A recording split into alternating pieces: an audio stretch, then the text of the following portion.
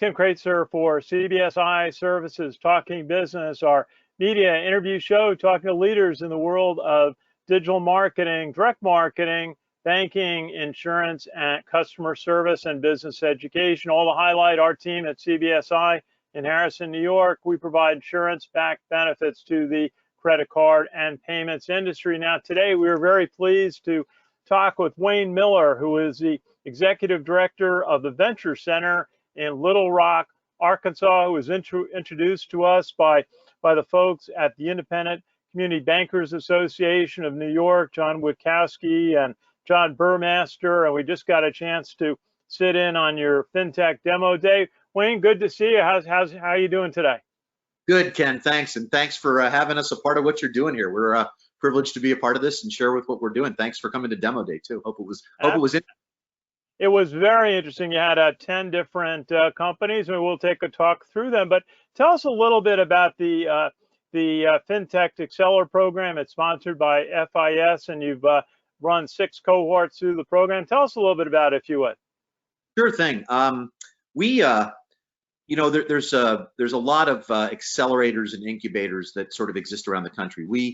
We sort of try to leverage a little bit of our history, as you and I talked about earlier today. You know, Little Rock, people say, what are you doing this in Little Rock, Arkansas? And we like to think that that's actually where FinTech began. Systematics, which was founded there in 1968 by a guy by the name of Walter Smiley, went on to become Alltel and ultimately FIS. So we have roots there. We still have about 1,400 people for FIS who actually work in the Little Rock area. And of course, FIS today is arguably the largest FinTech in the world with about 63,000 employees globally, about 23,000 banking relationships, and doing about 15 billion in revenue. And we started this program with them. You know, honestly, Ken, it started as a marketing thing 6 years ago. I don't think FIS had a clue where it was going to go, but I think someone asked the CEO of the company, Gary Norcross, what are you guys doing as far as innovation is concerned? And Gary says, we're innovating every day, right? And so give us something specific to point to. And so a couple of folks who started the Venture Center, Lee Watson and James Hendren, were able to develop a relationship with Chris Klein, and who now sits on the board of the Venture Center, and start this accelerator program. And back then, we were really working with people who were in startups. This was the guy and the gal in the garage working off the back of the napkin, trying to build an MVP and so forth. And this program has grown from being a demonstration that FIS is interested in innovation to, I think, playing a significant role in helping FIS and also the Icba fill in really white space in their product roadmap to support these relationships and the customers that they have. And I think if you go back in time 5 or 6 years, when we said the word FinTech 5 or 6 years ago, the next image you had in your head was likely the Grim Reaper if you were a banker, because we were going to, quote, eat the bank's lunch. And where we've come from since then has been quite dramatic. Today, we deal with really growth stage companies who are in market, have customers, have raised millions of dollars, are actively working with banks today in some form. We have hundreds of bankers who come through our program to collaborate directly with these FinTechs to give them guidance, direction, to help validate the things that they're doing, and we can certainly talk more about that. And we've also been quite fortunate. We've been recognized as producing the best FinTech accelerator in the globe by Finovate in 2020, so we're proud to get that recognition. But more importantly, I think we've developed a process and a methodology which makes what we do, this is not random. We bring companies through here. You look at the Icba, you look at FIS, you look at the number of deals that they sign with the companies that come through. You look at the way in which the FinTechs are truly able to grow, the way they're able to accelerate what they do. We've been able to accomplish some great things, and we just left Finovate. We had 8 companies participate in Finovate this year from a pitch perspective, and walked away with 2 best of show winners with both Array and also Long Game. So we're doing something right, and again, I think it's this collaborative environment where, again, this isn't Shark Tank. We've never tried to create that, but really, if we can bring the bankers, the FinTechs, the clients, and the Venture Center to the table, we've been able to create an environment where everybody wins, and that's been pretty exciting. Well, we've heard from several of the independent bankers that we work with about how important FinTechs are to being able to be competitive with the bigger banks. And we know the bigger banks sometimes will see a good service and then buy it for their customers. Why has fintech technology, I mean, use of artificial intelligence, machine learning, things that didn't exist when we were in graduate school, why has fintechs become so important to banking? Well, I think first of all, there's 20,000 fintechs in the world at any given time, right? We're talking about 12 or 1,500 as we solicit for our programming for our clients and so forth. The other thing too is, I don't think of fintech vertically anymore. I don't think of it as a financial tool, right? I think of fintech horizontally because I think financial technology is embedded in virtually every industry. You think about agriculture, you think about healthcare, obviously banking, capital markets, insurance, et cetera. So fintech is not a vein, I suggest, but rather an artery that really runs through all industry. And the reason being is that there's data associated with it, there's security associated with it, there's privacy that's associated with it. Cyber is a concern. Obviously, there's transactions. The other thing too is, you go to Willie Sutton, right, who said years ago when asked, why do you rob banks?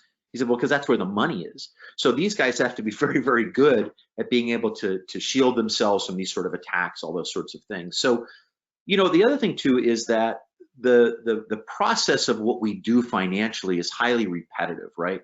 And there's behaviors that can be clearly identified around these sorts of competitive actions and so forth. When you look at how you onboard a customer, how a customer buys insurance, how a customer registers for a bank account, how a customer moves money. So when you look at the utilization of artificial intelligence and machine learning, there are huge data sets associated with that. So the application of that sort of thinking and science to what we do has been able to streamline that and compress. The other thing we can never forget is the power of computing and how it continues to evolve on a year-to-year basis, is enabling us to consume giant bits of data. You look at chats today. I don't care whether you're JP Morgan or you're Scotiabank from, where John Burmaster's from, et cetera. We're using chats, which is using artificial intelligence to effectively respond. And you likely don't know whether that's a person that's live on the back end or it's a system that's actually generating this data for you and how you respond. So it's helping us create better efficiencies. I mean, there's 100 things we can talk about there, but yeah, it's a changing world and it's changing rapidly for sure.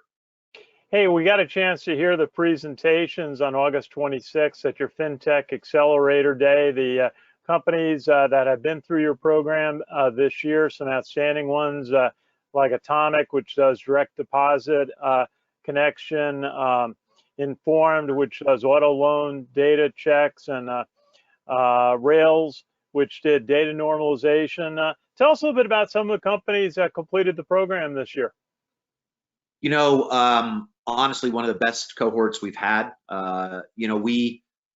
We don't try to make these decisions on who we bring in on our own, right? We have 30 bankers from the Icba who participate in our selection committee. We want to start with problems first, and we try to get out there and identify from the bankers and also from the product management inside of FIS what particular issues are you trying to solve, and then that kind of creates the shopping list, if you will, for the venture center as we go out and look for companies, and then we bring them to bear. And these teams of product management, as well as these bankers from the Icba, help us to make decisions on what are the 10 that we're going to bring to bear. So when you look at the problem sets, and sometimes we see technology that we didn't think about that's really cool, like, for example, tax status, which won the Banker's Choice Award this past year in this program, is giving access to tax data that's just quite remarkable, that can help bankers make much better loan decisions, et cetera. So we were looking for LOS systems, loan origination systems, improvements on that particular aspect, but came across tax status as part of that, presented to them. They said, we love that, let's get that involved. And look, they went on to win, Best of Show, which is interesting. Companies like Long Game, we have learned and heard so much more in this last couple of years about, the real gap between the underbanked and the unbanked, and how poorly Americans save, and how there's 70% of our country is $500 away from a disaster because that's all the money that they have in the bank, et cetera. And Long Game is a great example of a solution that's been brought to bear and has continued to refine itself to use gamification, right, which is something we are all familiar with, to encourage people to borrow more, to learn, to get points for gaining financial literacy, etc. And great founder, of course, Lindsay, we love her, and great to see more women in fintech. We had 40% of this current cohort who were women founders, which is really terrific because there aren't enough women and minorities in particular in fintech, and we're very conscientious about that and try to pay attention to it. You see a company like Informed, who you mentioned, who is normalizing data from various documents and data points to, again, speed efficiency using things beyond OCR, but also artificial intelligence, as we've talked about earlier. Companies like Array, who are normalizing credit data in a fashion that is really giving people who are making loans available the capacity to expand the way in which they make those decisions, equalizing those decisions, leveling the playing field, more importantly, creating opportunities for others who may not have had the ability to make those loans before. So really a great bunch of companies. Very good. Now, how does a company get a chance to apply, and if accepted, what will they learn? What will be some of the steps in the program that will help them evolve? Great question. So to begin with, just please go to our website at venturecenter.co, hit the accelerator button, and we are right now in the process of recruiting for the ICBA program, which will start in January. So this is for the Independent Community Bankers of America. This is a cohort who is focused on the support with bank enabling technologies for community banks. So think kind of 10 billion and below. It is a different market than certainly going after the JP Morgans and the big banks, who frankly have the capacity to build a lot of this stuff. Community bankers don't have that same opportunity. There is an application process. We'll ask you, it takes a few minutes to fill out to give us some understanding of what you're doing, where you are in market, what your current customer base looks like, how much money you've raised, obviously what your value proposition is, and what kind of solution you're bringing to market. There's about a 3-interview process that we go through. There's an initial due diligence that we sort of talk with you, and we will talk to anyone. That is really very much part of our posture. And oftentimes companies who apply it's highly competitive, so it may take sometimes a year or two, depending on the urgency, the problem that they're solving, and how obviously the selection committee perceives them as part of this. We obviously have a big influence in those decisions, our team here at the Venture Center. Daniel Schutte, who is the managing director of my accelerator programs, or our accelerator programs, leads this effort for us and does an extraordinary job with Hamza and also Pierce, who are part of that. So once accepted, they'll get into a 16-week program. So 4 weeks of that is really sort of an incubation period where we get to know them a little bit. We help them perhaps refine and really sort of teach them how to effectively communicate with banks and to make sure that their value proposition resonates. These are fairly mature companies today, though, Ken, so we don't have to do a lot of that work. This isn't about advice about lean canvas training and how to make your pitches great. We'll give some of that, of course, as we go along, but really what we want to make sure that their message can be effectively communicated to a banker, because over the next 14 weeks, after those first 4 weeks, they will be meeting with banks in 30-minute intervals over the course of that 12 weeks. The last ICBA program and the last FIS program, they had an opportunity to meet with, in the FIS program, 106 banks came through the program. The ICBA program, 124 banks. So given that same opportunity, if they had to go knock on those bank doors one at a time to be able to sit down with the real decision makers, these are the C-level folks who are coming from those banks, in a collaborative environment where they get a chance to demonstrate, it's not so much about pitch, it's about, here's what we're doing, this is how we're doing it, this is what bankers like about it, this is what bankers don't like about it, here's our solution, here's our value proposition. There is this exchange that's able to occur, and we're sort of helping these companies build themselves in 30-minute increments. But you think about the fact that they get a chance to do that with over 100 financial institutions and leaders from that industry. The advancement and the true acceleration that occurs from that is extraordinary.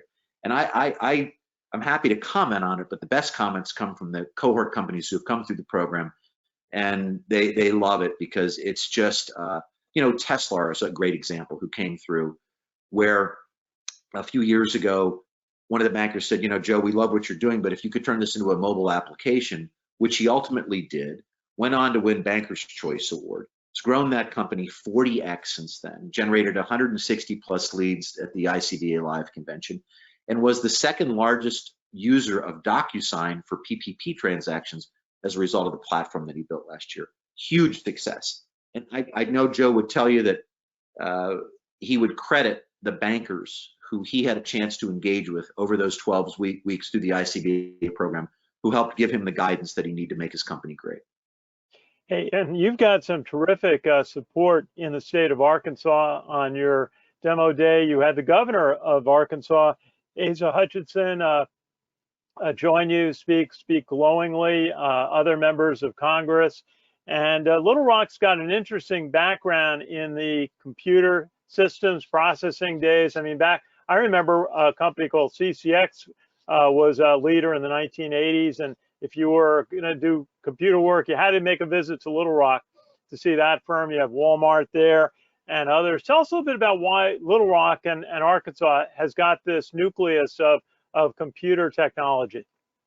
Yeah, no, it's interesting. I mentioned that, the founding of Systematics in 1968. And one of the things we've been interested in doing at the Venture Center is to try to somehow kind of memorialize some of this history that exists there, because, it's now obviously 2021, and some of the people who were involved back then are getting older, and we've lost some of those folks. And we want to make sure that we kind of were able to galvanize that history in some fashion for people, because it is unusual in the way people think about Arkansas.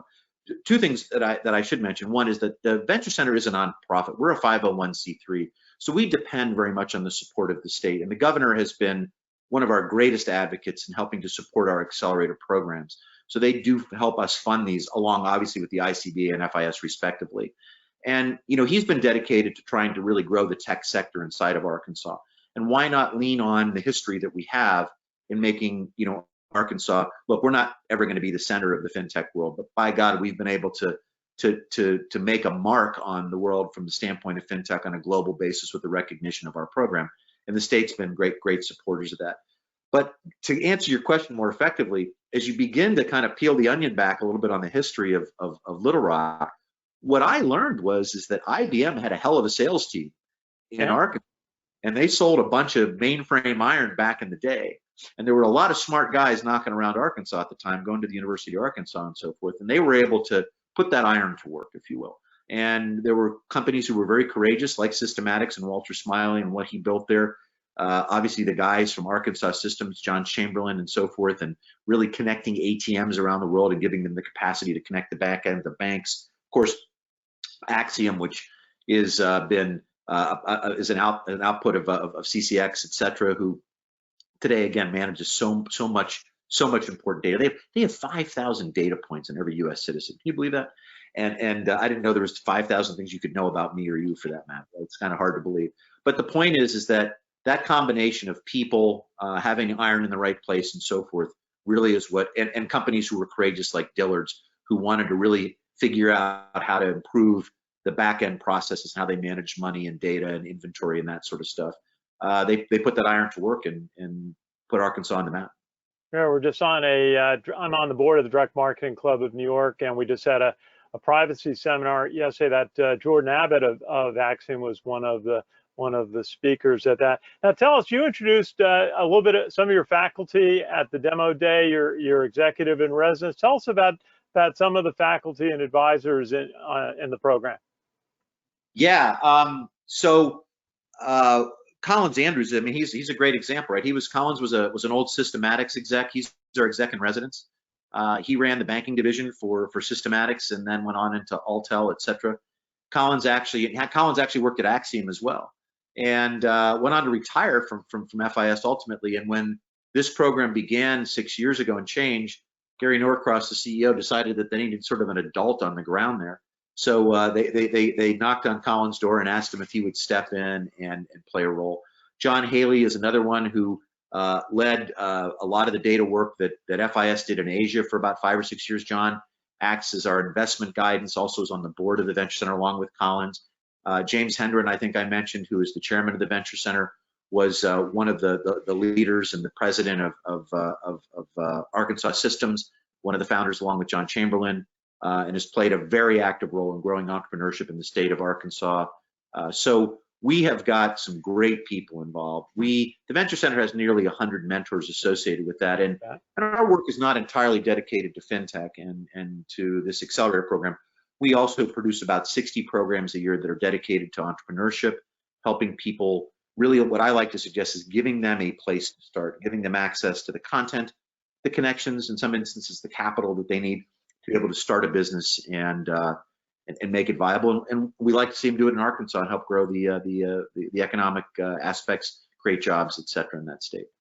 Hey, got to give you a chance to do a shout out to your sponsor, FIS, a powerhouse in data processing, supporting the banking industry, both large and small banks. Also a little bit about resources of FIS. You know, we are blessed because, again, you know, I talk about, you know, educate, collaborate, and accelerate is sort of the mantra of the Venture Center, and collaboration really is our middle name, and, you know, literally and otherwise. But, you know, one of the things, Ken, that I've really learned in the process of helping big companies innovate is, look, most of them aren't very good at it. It's a hard thing to do, to work with early stage companies. They're just not wired to do that. And so we are really fortunate, both with FIS and the ICBA, that Gary Norcross, you know, who leads that organization, and Rebecca Romero-Rainey, who leads the ICBA, genuinely care about what we do and care about how the company is perceived and innovated, and have helped to develop a culture where these big organizations genuinely play nice with early stage fintech companies or early stage companies as a whole, because most companies don't do that very well. And, you know, what I've learned is the fact that Gary and Rebecca care means that everybody else in the company cares too. And you know how that is, right? Because it rolls downhill, as they say. So, you know, when you look at the resources that FIS brings to bear to this program, roughly 100 people or more inside of FIS touch this program on a year-to-year basis.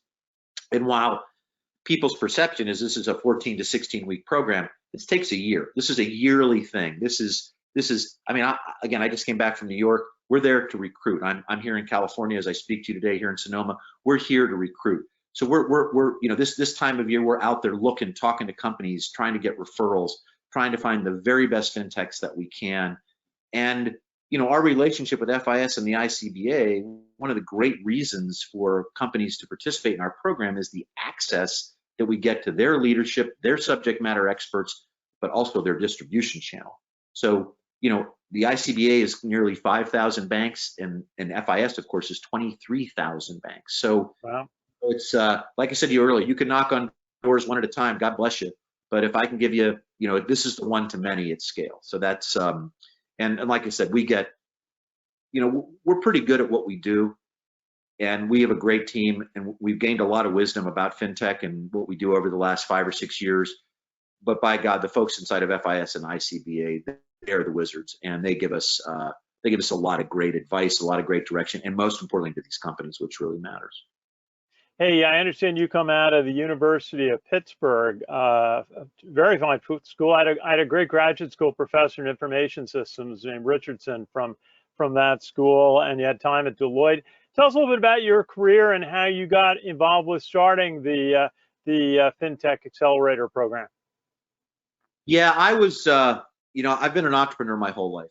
I've started about 12 companies. Starting actually when I went to Pitt, I reflect back in time a little bit. I was spinning records 5 nights a week to put myself through school, and I got $35 a night, which was pretty good. And this was actually funny enough, the disco era, and I don't like to share that with a whole lot of people, but a friend of mine and I developed a product that we got some patents on, ultimately sold that. And I got into the restaurant business after that, and then ultimately started working for some big companies. And I went from the restaurant business to Kraft Foods, and then to Hillenbrand Industries and so forth. So I, and along the way, played a role in helping people start companies, and then started a lot of my own. And in fact, of course, I had a .com in '99. I raised about 18 million bucks for that. You know how that one ended, right? So there's been a lot of success. There's certainly been some significant failure, but what there's been is a lot of learning, some great mentorship. And I just love working with entrepreneurs. You know, I have had just remarkable mentorship along the way, which, you know, has really helped me do what I do, and given me the wisdom that I can share with these younger people, these smarter people, these capable people. And, you know, what I hope to do every day, Ken, is if I can help an entrepreneur who's growing a company save an hour, a moment, a week, or a year in their process from some of the things that I've learned along the way, then that is probably the most satisfying thing that I can have occur. But you know, I love the work that we do. It's nice to be kind of at a stage in your life where it's about the work, not about the money. And so that's a wonderful place for me to be sort of at this stage of my career. And I just hope to continue to do this work for a long time and to be able to have some profound impact on these companies and their success, but also to take what we've learned and help big companies do what we do for them, help them do it better. So again, it's back to getting that win-win-win at the table for everybody who's involved. But it's been, I've been really lucky. I love what I do. I love the people that I work with. I have an incredible team, and it's great. It's great stuff. So I'm a very grateful guy. Well, Wayne Miller, Executive Director of the Venture Center and the FIS Fintech Accelerator, based in Little Rock, Arkansas. Great to visit with you. Any final thought for the audience today? Only two that I always ask, which is if you know some great companies, please point them in our direction. And if you've got time, please, we're doing everything virtually today as well as on-prem as we get into 2022. Like you, I hope people will come and see the work that we do and come to our events, our kickoffs, our demo days. And if you're a banker, please sign up, come through the program. We'd love to share the great work that these companies are doing and most importantly, get your feedback and help to guide them. So, and I appreciate you giving me time to talk about it, Ken. Thanks. Oh, our pleasure. Great to hear about the program. We've heard so many good things about it from the independent community bankers in New York and nationally, and great to hear about it. We hope to stay in touch on what you're doing. Wayne Miller, Executive Director of the Venture Center in Little Rock, Arkansas, and the FIS Fintech Accelerator. Thank you for joining us today on CBSI Talking Business. Thank you, Ken. Enjoy the rest of your day. Appreciate you having me. Our pleasure. This is Ken Kraetzer for CBSI Services. We provide insurance-backed benefits to the credit card and payments industry, and I'm in my home office today in White Plains, New York. Thank you for watching. See you again soon.